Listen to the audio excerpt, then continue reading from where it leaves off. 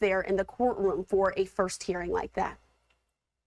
Extremely basic things are sort of what are on tap first and foremost. Typically, what will happen is a defendant will be arraigned.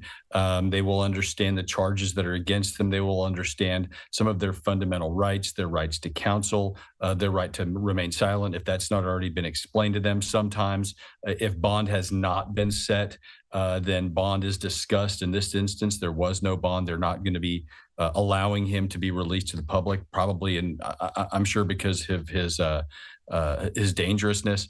And those are the types of things that are sort of done initially. You've got to remember a criminal case, the way that it works is whatever incident happens, and then the police have to gather and collect and investigate the incident, the crime. And once that gets together, the lawyers only after all that typically get involved. And here in this situation, you would think that the lawyers, the DA's office, the prosecutors, you would think that they're probably working in some ways hand in hand. That's not certainly the case in every crime, but high profile things like this, yes.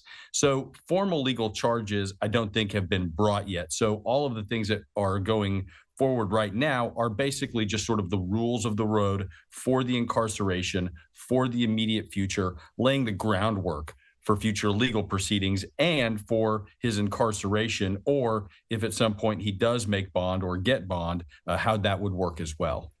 And so, yeah, it's definitely going to be a process that continues to happen. And what makes this case so interesting is so many people wondered what happened, who did it. There was a manhunt for several days, but I also have some video footage that I want to put up on the screen as well that shows the moment where this man was officially taken into custody. This is the courtesy Brooke Taylor there at Fox News.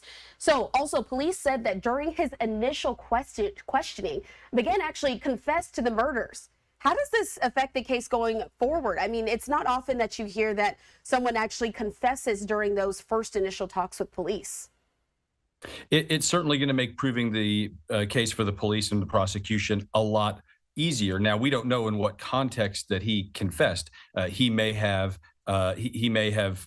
claimed some sort of self-defense. He may have admitted to being there or being in some sort of a fight or altercation with these people. So we don't know exactly what that confession comprises of. But you've got a situation where this man is in the woods, where there's no cameras, there's no tapes, there's no videos, there's only eyewitnesses. Maybe we don't know for certain whether the children saw this encounter happen or not. We don't know to what extent they saw it or not. So proving this case would be very, very complicated because you would have to identify him somehow. Now, I also understand they've got DNA evidence in this case, but the fact that he confesses to it and admits to it really eliminates a lot of the whodunit. You look at the Scott Peterson case; there was DNA.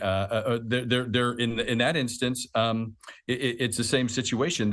You're talking about eyewitness testimony, and if you do have any kind of shred of DNA evidence, does it match? Does it not match? Where was it? Is it possible it was there for some other reason, depending on what it was on? So the fact that you have a confession makes this case far, far easier from the prosecution standpoint. Well, Jeremy, I have to ask you, could he eventually turn around and then say he was appointed a public defender while he was in court yesterday, but say he was coerced